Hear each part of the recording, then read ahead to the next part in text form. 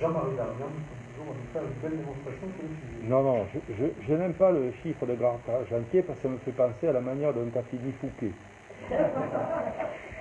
Monsieur le Président, mes chers et chers collègues, au bout d'une quarantaine d'années passées dans la vie publique au service des valeurs dans lesquelles je crois plus que jamais, je suis certain qu'un budget, et j'ai calculé, je me suis amusé à faire le calcul ce week-end, c'est le 63e que je présente, est davantage le reflet d'un choix d'une stratégie de gouvernance de la collectivité que d'un acte financier seulement analysable de manière comptable. Je parle de stratégie budgétaire, je ne parle pas de chiffres ou de comptabilité budgétaire, puisqu'on sait fort bien qu'un budget n'est qu'une intention d'utilisation et n'est pas forcément, comme le compte administratif, la réalité du fonctionnement. Ce constat s'est retrouvé renforcé au fil des 2 dernières décennies, et je mets tout le monde dans le même panier, par la volonté changeante mais constante du pouvoir national de revenir sur la décentralisation. En recentralisant les décisions financières et en multipliant des réformes destinées à mettre sous sa coupe nos recettes, quand je dis nos recettes, c'est celles des collectivités territoriales en général, et donc nos dépenses, sans attenter de manière ostentatoire à l'existence, par exemple, des départements. Il est mieux d'étrangler que de tuer par balle. Tant le président, par de multiples initiatives, que votre serviteur dans les présentations budgétaires, et ce, quelle que soit la majorité nationale, j'ai relu, où bon nombre d'entre nous dans cet hémicycle à des degrés divers, et tout le monde, je parle quand je dis bon nombre d'entre nous, c'est l'opposition comprise, nous avons dénoncé cette lente strangulation de notre liberté politique de gestion. Les départements dont l'existence est périodiquement remise en cause ont échappé aux attaques uniquement, et je pèse mes mots, j'ai la liberté de parole en ce moment, parce que l'État n'a jamais trouvé une solution pour transférer vers d'autres niveaux de collectivité les actions concrètes de solidarité que nous menons. Le jour où il aura la solution, on en reparlera. Ce budget 2021 marque donc une nouvelle étape dans la mise en place de la nasse financière dont vous ne mesurerez la solidité que dans 2 ou 3 ans après l'échéance présidentielle. C'est une prédiction de boule de cristal.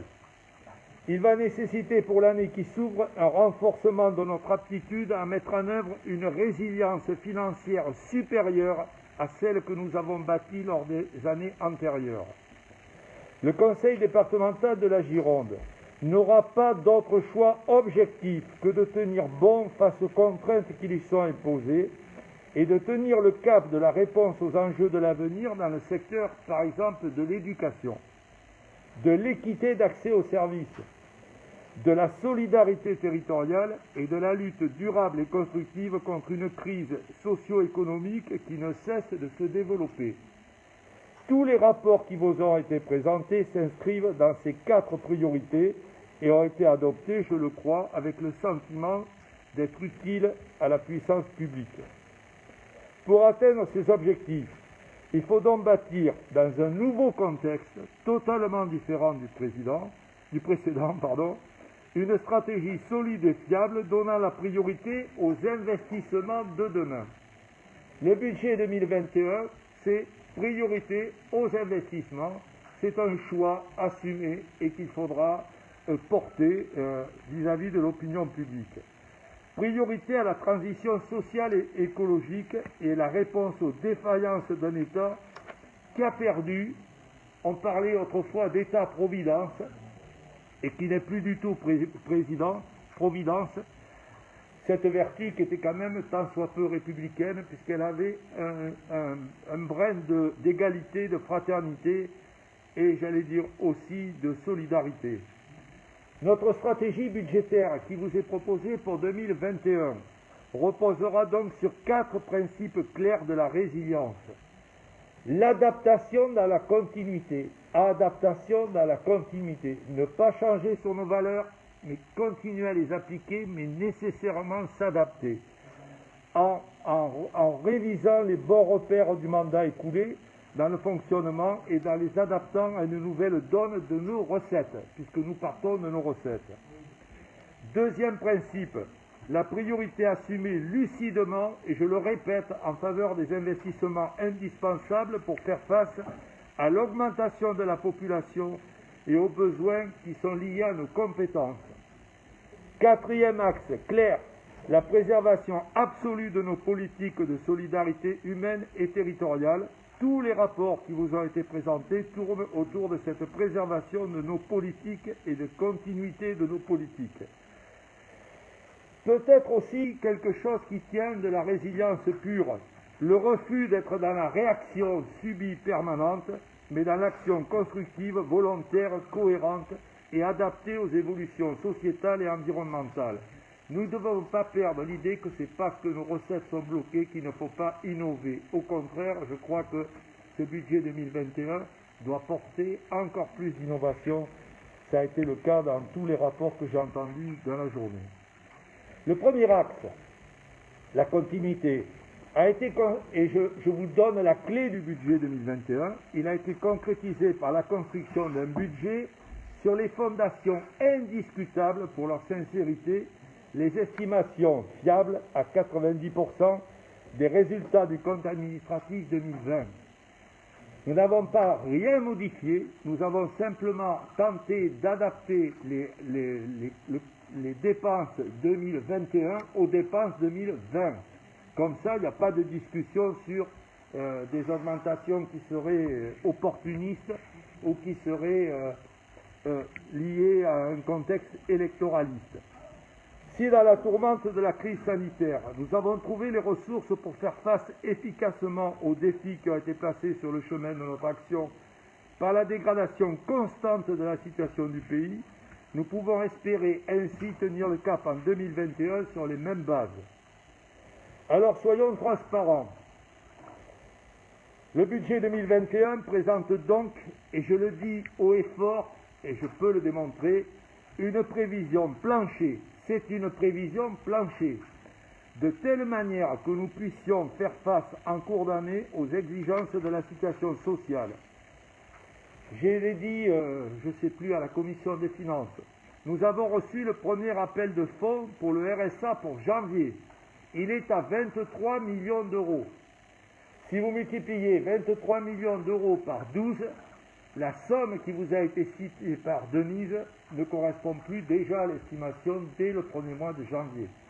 Donc nous avons fait un budget plancher de telle manière que si les recettes s'améliorent, et elles s'amélioreront pour certaines d'entre elles, si ces recettes s'améliorent, nous puissions automatiquement OBS, vous puissiez, vous OBS, modifier ces sommes-là à partir de quelque chose qui existe. Si nous avions tout mis en œuvre de suite, eh bien forcément, il y aurait un moment de l'année 2021 où ça serait difficile. Les prévisions aussi, je le dis avant qu'il y ait des interprétations habituelles, les prévisions sont au maximum en volume d'emprunt. C'est ce qu'on appelle des emprunts d'équilibre budgétaire. Jamais dans l'histoire du département, l'emprunt d'équilibre budgétaire a été réalisé intégralement. Parce que c'est le rythme des investissements, c'est la nature de notre autofinancement, c'est la vitesse à laquelle ça se réalise. Donc le chiffre qui vous est présenté, c'est un emprunt d'équilibre et une tendance nécessaire. Nous le savons que cet emprunt d'équilibre sera lié à la vitesse de réalisation du plan collège. Et j'allais vous dire, souhaitons tous que cette vitesse de réalisation du plan collège soit l'égale de ce que nous espérons tous. Mais malheureusement, il y a un certain nombre de paramètres qui nous échappent et qui peuvent ralentir cette course. Être prudent au départ, c'est ce que j'ai toujours essayé au nom du président de faire, de telle façon que nous ne nous mettions jamais en danger dans la suite de l'année. Le second axe concerne les investissements avec 2 points clés, qui sont les 2 points forts de ce budget. Un volume global jamais atteint d'investissement proposé à votre vote. Jamais. Jamais. J'ai regardé, M. De Fronas, le milliard du mandat précédent. Peut-être que c'était en francs, mais pas forcément en euros. Mais après, on en reparlera, je vous enverrai le détail. Ce volume qui n'a jamais été atteint, il est lié au plan collège. Le plan collège n'a jamais atteint le niveau sur lequel il vous est proposé sur le budget 2021. C'est un risque, c'est un choix, mais avons-nous vraiment la possibilité de refuser de construire des collèges? Avons-nous vraiment la possibilité de ne pas répondre à l'attente des gens du département? J'en doute beaucoup. Je pense que si le président veut présenter dans le mandat suivant une perspective d'investissement à 1,5 milliard ou à 1,3 milliard, il ne sera pas loin de la vérité à la fin du mandat futur. Le troisième axe est confirmé par l'adoption de tous les rapports qui vous ont été présentés. Je n'ai pas entendu de rapport. J'ai même entendu qu'il fallait améliorer, je l'ai noté, un certain nombre de dépenses qui ne sont pas encore à la hauteur des exigences que l'on peut avoir en la matière. Aucun d'eux, je dis bien aucun d'eux, n'a présenté une modification de règlement entraînant un renoncement à une politique menée. La recherche de l'efficience, par contre, a été portée par chaque membre de l'exécutif à la demande expresse du président, et c'est vrai, en matière d'efficience, des ajustements ont été réalisés, ça vous a été décrit dans les rapports. Enfin, et j'y tiens, l'innovation est au cœur de ce budget avec la recherche de nouveaux processus de mise en œuvre des politiques, notamment dans le secteur social, et je pense qu'il y aura des évolutions à ce niveau-là qui seront portées par le président dans les prochains mois. Il m'appartient donc, avec un minimum de repères, de vous tenter de vous démontrer sans espoir autre que celui de me convaincre moi-même que ce budget-là est un budget positif dans un contexte difficile. Je l'admets, on peut avoir des désaccords et je suis ravi qu'il y ait des désaccords parce que c'est le signe que nous sommes dans une assemblée démocratique et je suis toujours content de répondre aux critiques. Le contexte est modifié. Le contexte est modifié. Il ne sera pas modifié pour les communes. Rassurez-vous, on reparlera des communes dans 3 ans. Il est modifié déjà pour les communes avec le fait que je ne vois pas beaucoup de maires voter en conseil municipal l'augmentation de la seule taxe qui leur reste, le foncier bâti, c'est-à-dire sanctionner les propriétaires alors que les locataires sont exonérés de contribution à l'effort collectif. On sait ça au département il y a longtemps. La suppression du levier fiscal. Outre le débat sur le budget, la suppression du levier fiscal, pour moi, est anti-républicaine. Je pèse mes mots. Le levier fiscal, il est discutable. Le levier fiscal, il est polémique. Le levier fiscal, il est souvent décrié. Mais le levier fiscal était le reflet d'une vraie volonté politique de gestion. Nous ne l'avons plus. Il en découle de ça une absence de dynamisme en 2020 constatée et l'évanouissement des perspectives de dynamisme que l'on avait chaque année pour les 2 années qui viennent, 2021 et 2022. Le pacte de Cahors. Le pacte de Cahors. Une longue aventure, le pacte de Cahors, surtout en Gironde. Le pacte de Cahors, on va sûrement en reparler du pacte de Cahors, parce que c'est une obsession ce pacte de Cahors.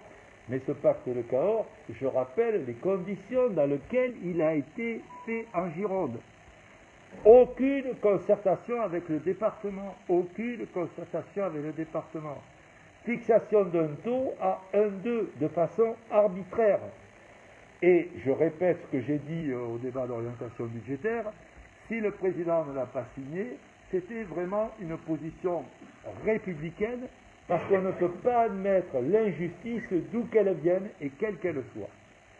Après, si nous avions bénéficié d'une attention aussi favorable que celle qu'a bénéficié la métropole, et on a dit ce matin qu'il s'est réfugié un peu de temps en temps en disant qu'elle ne dépasserait pas le pacte de Cahors à 1,35 et qu'elle acceptait bien que le département fasse un effort au-delà de 1,20, je crois que là, il y avait quelque chose qui était fondamental. Nous ne pouvions pas accepter de signer quelque chose qui nous était imposé par l'État, ou alors c'était renoncer, mais alors vraiment renoncer à toute liberté de gestion.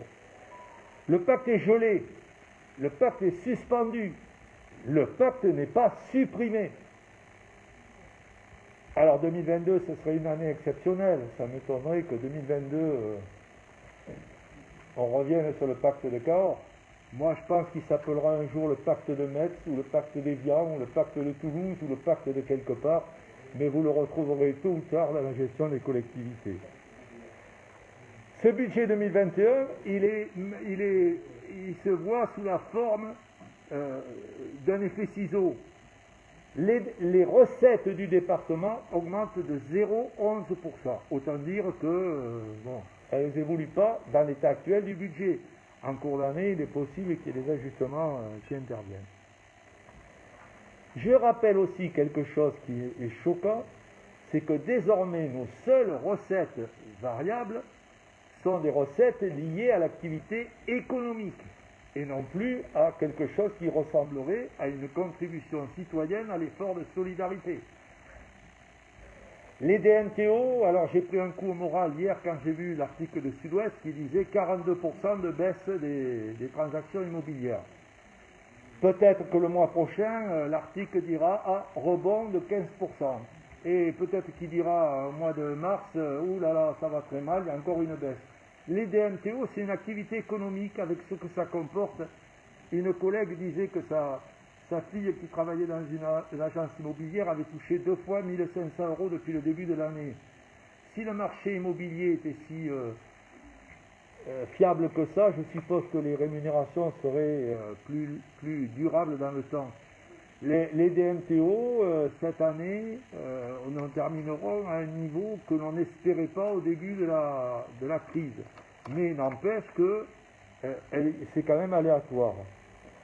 La TVA, alors le groupe Gironde Avenir avait déposé une motion sur ce problème-là. La TVA, ça fait des années que je répète et que le président répète que la TVA est aléatoire. C'est une fraction de TVA fixée par la loi des finances. L'année prochaine, cette fraction, elle sera, cette année équivalente, l'année prochaine, personne ne le saura.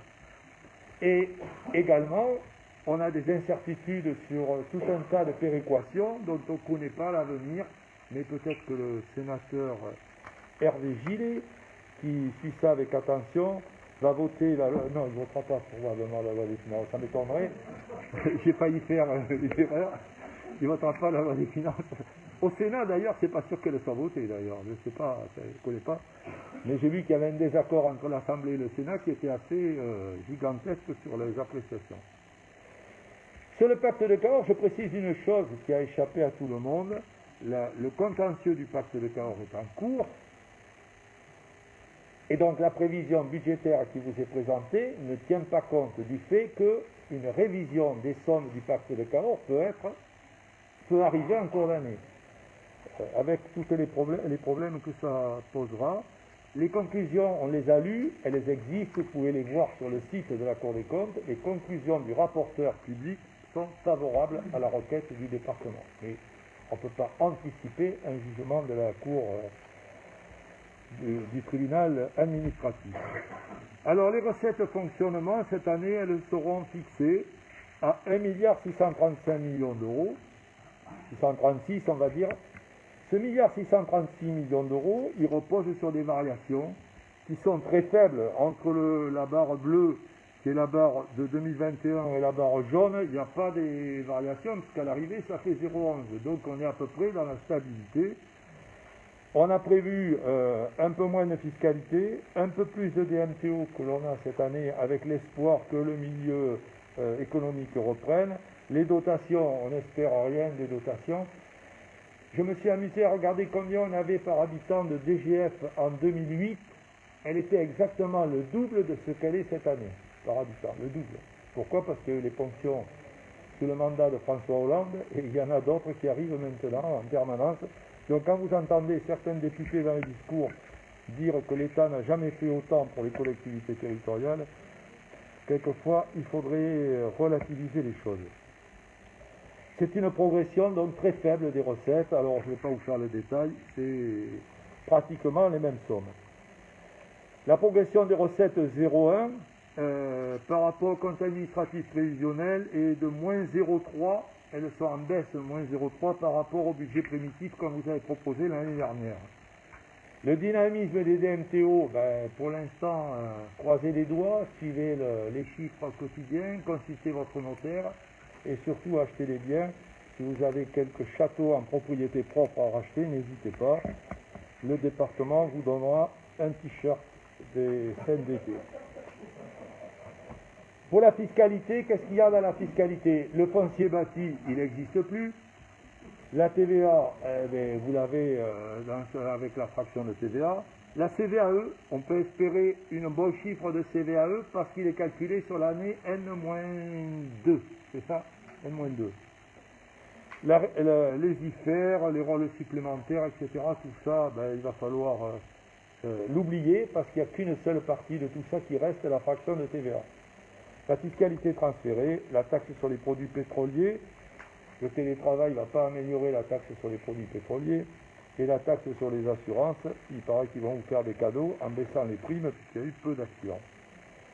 Les autres fiscalités, la taxe sur l'électricité, elle peut augmenter un peu. La taxe d'aménagement, on l'a considéré qu'elle allait se stabiliser. La taxe de séjour et la redevance des mines. Donc ça donne des dépenses réelles de fonctionnement que l'on chiffre à 1,548 milliard d'euros. Je l'ai dit, il y a un chiffre clé dans ce budget qui va, pour ceux qui le voteront, sera historique, puisque nous avons 1,15 milliard, 1,20 milliard, grosso modo, de dépenses de solidarité. C'est un chiffre qui est un cap qui a été franchi, que nous n'imaginions pas franchir un jour. Je suis persuadé qu'à la fin de l'année, et quand on vous présentera le compte administratif 2021, Président, vous verrez que ça sera au-delà de 1,15 milliard. Je suis sûr qu'on ne sera pas loin de 1,20 milliard, ou 5 à 6 ou 7 millions, voire 10 millions de plus. En ce qui concerne les dépenses de personnel, la hausse n'est que de 1,6%. Arnaud Arfeuille vous a donné les repères. C'est pas du luxe, comme dirait Arnaud, mais n'empêche qu'à plus 1,6%, c'est surtout la prise en compte des emplois qui ont été créés et des mesures de GVT que l'on est obligé de prendre. Et les emplois que l'on a créés pour les collèges, etc. Mais il n'y a pas de gras là-dedans, ça je vous le garantis. Le 10, je vous l'ai expliqué. En fait, c'est beaucoup plus que ça, c'est 3 millions de plus, 1% c'est déjà, c'est pas le vrai pourcentage, puisque c'est calculé par rapport au CA et au BP. Les transports, je vous l'ai dit déjà, c'est le transport handicapé. Il y a eu une baisse cette année pendant le Covid, puisqu'il n'y a pas eu les transports, donc on les remonte à un niveau plus conséquent. Les dotations collège, vous avez adopté le rapport, elle est en augmentation de 2,5%. La prévention spécialisée est adaptée aussi parce que la période de Covid a donné des chiffres pour les associations. Donc il a été convenu avec la vice-présidente en charge que nous reverrions les situations de chaque association et qu'il y aurait un ajustement à effectuer au BS en fonction des constats effectués sur les activités des associations. Les subventions sont en hausse dans le contexte actuel. Je le dis parce que tout à l'heure on a demandé qu'on fasse un effort pour la culture et on a prévu peut-être une réserve financière pour intervenir dans ce domaine-là. Elle sera en dépense imprévue mais que vous pourrez utiliser au BS si vous en avez besoin. Les participations, c'est ce que l'on donne à un certain nombre de structures. La péréquation, on la prévoit en baisse, parce que comme notre chiffre de droit de mutation est en baisse, et comme la population augmente, on peut espérer bénéficier d'un peu plus de charges, un peu moins de péréquation à payer. Les dépenses de voirie sont en hausse. J'ai dit l'autre jour que ce n'était pas un luxe, puisqu'on revient à l'étal des années antérieures, et que si le chiffre est bas en 2020, c'est à cause des chantiers qui ont été repoussés dans la période de Covid. Là, on revient à plus de 10 millions, mais c'est pour rattraper le retard de l'année précédente. Toujours un effort sur les frais généraux. Vous avez adopté une politique d'achat, vous avez adopté un certain nombre de principes. Ces frais généraux, nous cherchons encore à les réduire, mais je l'ai dit au débat d'orientation budgétaire, il ne faut pas rêver. On arrivera à un moment où, à force de dire qu'on réduit les frais généraux, ils seront plus généraux, quoi. Il arrivera un moment où c'est pas possible. Vous ne pouvez pas renégocier 10 fois les contrats d'assurance, vous ne pouvez pas renégocier tous les efforts qui ont été faits pour les locations que l'on supprime, etc. Il y a un moment où ça sera impossible de continuer. Mais le pari est fait de les baisser. La reprise financière, elle n'existe plus. Ça nous libère 24 millions d'euros. Les autres charges et les intérêts des emprunts, ils augmentent légèrement. Je vous ai dit tout à l'heure qu'en 2021, ils dépasseront légèrement 1,1 à 1,2%. En fait, le total de nos dépenses de fonctionnement est en légère baisse sur la réalité de ce tableau, mais par contre, attention, il n'y a pas les dépenses Covid dans ce tableau et la reprise. Donc en fait, nos dépenses de fonctionnement sont en hausse de 3,4%, hors Covid et hors reprise, dont l'effet ciseau est bien réel, plus 0,11, plus 3,4. Ce que je voulais également vous dire et qui est important, c'est que sur les dépenses que vous avez constatées dans les transports, dans les transferts, qu'est-ce qu'il y avait dans les dotations de transfert? Il y a les syndicats des ports, il y a l'argent que l'on avait conclu avec Bordeaux Métropole sur un certain nombre de sujets, et elle reste figée à 7,2 millions d'euros. Les intérêts de la dette seront inférieurs à 14 millions d'euros, ce qui nous permet de vous assurer que nous ne dépenserons pas des frais financiers exorbitants. Le détail de l'action sociale, rassurez-vous, ça va aller très vite. Le RSA, nous avons prévu plus 4,3% d'augmentation des allocations. C'était la base estimée au moment de l'établissement du budget. L'APA sera stable, d'après les estimations, grâce à des efforts faits, et je l'ai dit aussi, avec probablement des frais supplémentaires qui arriveront dans le mandat si on doit renégocier le statut des personnes qui apportent de l'aide à domicile et qui sont des personnes désormais indispensables dans le cas du vieillissement de la population. La PCH qui augmente encore, et nous avons prévu de dépasser 110 millions d'euros cette année en PCH, ce qui est un chiffre relativement conséquent et qui monte chaque année de façon très importante. Ne vous fiez pas à l'hébergement des personnes âgées, c'est une idée du DGS qui a trouvé un moyen technique de réduire nos dépenses sans qu'elles soient diminuées, c'est-à-dire, pour être clair, en jouant sur la part des familles qui ne serait plus avancée par le conseil départemental, mais qui serait recouvrée par les établissements eux-mêmes. Puisque nous payons à l'établissement de la famille, après nous nous remboursons. Ça fait tout un tas de complexités, alors que les établissements ont la possibilité, par le recours aux percepteurs ou à leurs trésoriers, de recouvrer de la même façon que le département, les familles.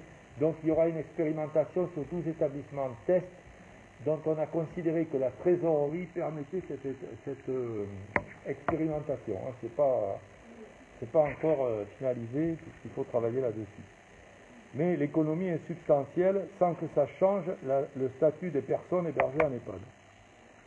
L'hébergement enfant, vous avez bien entendu dans le rapport de Marie-Claude Aguilana qu'il faut encore faire un effort sur ce secteur-là. Les subventions sociales également, dans le contexte actuel, il serait malsain de les diminuer. La conférence des financeurs, ça c'est à égalité, donc ça c'est pas une dépense que l'on a, puisqu'elle est financée de l'autre côté. Et par contre, sur le divers social, nous allons essayer de réduire, de rendre plus efficiente un certain nombre d'aides. Pour la première fois, un budget prévoit une augmentation de la DGS que de 1,9%. Je souhaite le plus grand plaisir possible au DGS et à la DGA concernée, parce que ça va être un challenge que de rendre efficientes des politiques sans qu'on les supprime ou sans qu'elles apparaissent en diminution réelle auprès des habitants. Le vrai problème du budget et la vraie dimension du budget, on la trouve dans l'investissement, puisque je vous ai déjà dit que nous avons été à la fin de l'année 2020, d'après l'estimation là aussi du chiffre 2020, nous serons à 1,267 milliard d'euros, 268 millions d'euros, puisque le chiffre de 2020 sera un excellent chiffre au niveau de la réalisation des investissements, notamment dans les collèges, puisque nous pouvons être à 105 millions d'euros, ce qui est une somme conséquente. La politique des collèges au BP 2021 qui vous est proposée atteint en crédit de paiement 144 millions d'euros. 144 millions d'euros, c'est le plus gros chiffre qu'on ait jamais mis dans une politique d'investissement. Il n'y a pas eu de chiffre de ce type-là dans aucun budget d'investissement dans les, alors je ne sais pas en francs, je ne sais pas converti de francs, mais on n'a jamais atteint ce niveau-là. Les politiques de mobilité sont à 43 millions d'euros, 44 millions d'euros, et ensuite on décline les autres chapitres. J'insisterai aussi, parce que ça a été dit dans le rapport par Sophie Piquemal, nous sommes à plus de 10 millions d'euros sur le logement. C'est une préoccupation qui se traduit par des crédits de paiement assez élevés sur l'année 2021. Les crédits proposés, donc que l'on cible en investissement, sont de 271 millions d'euros avec un lissage des ENS de 9,5 millions d'euros. C'est la preuve que le département maintient sa capacité d'investissement, que cette capacité d'investissement se retrouvera probablement dans les années futures et que cette capacité d'investissement doit permettre à la Gironde d'adapter tous ses équipements à l'augmentation croissante de la population. Ce qui donne un équilibre général du budget primitif pour terminer de la manière suivante. Nous avons 186 millions de dotations. Nous avons prévu des DMTO à hauteur de 410,7 millions d'euros. Les autres recettes, alors 410 millions d'euros, après il faut enlever la péréquation quand même. Les autres recettes sont à 676 millions d'euros. La TVA récupérée à 363 millions d'euros, la part TVA qu'on va nous donner. Ce qui nous permet de répartir dans les dépenses à l'action sociale, vous l'avez vu, à plus de 1 milliard. Les autres dépenses à peu près 300 millions. Les dépenses de personnel à 233 millions d'euros. L'annuité de la dette en dessous de 14 millions d'euros, ce qui nous permet de dégager, et c'est là qu'il faut être lucide, une épargne brute planchée, pas une épargne brute qui sera réalisée au compte administratif. Parce que quelquefois on croit que je fais exprès avec les services de minorer cette somme-là, on l'a présentée planchée, elle ne pourra être, selon moi, que meilleure que celle qui vous est présentée, mais nous le savons, nous l'assumons, nous partons le plus bas possible pour essayer de l'améliorer au fil de l'année. Cette épargne brute vous est présentée dans l'investissement, les recettes propres, elles sont faibles, 52 millions d'euros, mais attention, comme le budget a été réalisé bien avant les négociations menées par le président, le plan de relance n'est pas inclus. Donc ça améliorera forcément, ça viendra soit en diminution de nos emprunts, soit en autofinancement supplémentaire. Ça c'est un choix qui sera effectué en cours d'année, qui ne sera pas négligeable. Mais ce plan de relance, on ne l'a pas mis parce qu'il n'est pas signé, à ma connaissance, sauf qu'il n'est pas signé. La Charente-Maritime a été plus rapide que la Gironde, c'est peut-être pour ça qu'il y a eu quelques jalousies. Je ne sais pas pourquoi d'ailleurs. Et l'emprunt d'équilibre qui est prévu, c'est un emprunt théorique qui ne tient pas compte et du plan de relance et de notre capacité d'amélioration de notre autofinancement et de notre épargne brute. Et donc cet emprunt d'équilibre est un emprunt qui ne se réalisera pas, j'en suis certain, sur son volume maximum. Les dépenses d'investissement, 271,1 millions d'euros. Et vous avez un budget qui est à la fois dynamique, qui est à la fois rigoureux dans ses dépenses, mais qui n'est pas flamboyant sur le fonctionnement. C'est une certitude. Pour terminer, moi je voulais vous dire quelque chose, c'est que simplement, mes chers collègues, ces prévisions budgétaires 2021 reflètent une volonté du président et de sa majorité de ne pas être, contrairement à ce qui peut être écrit ou dit, dans une opposition obstinée, mais dans une proposition concrète, utile à l'intérêt général. Dans la renonciation à ces valeurs, nous ne renonçons pas à nos valeurs, elles y sont. Les mots-clés, solidarité, action publique dynamique, elles sont là dans ce budget. mais on essaie de les adapter dans leur mise en œuvre dans un contexte très mouvant et très incertain.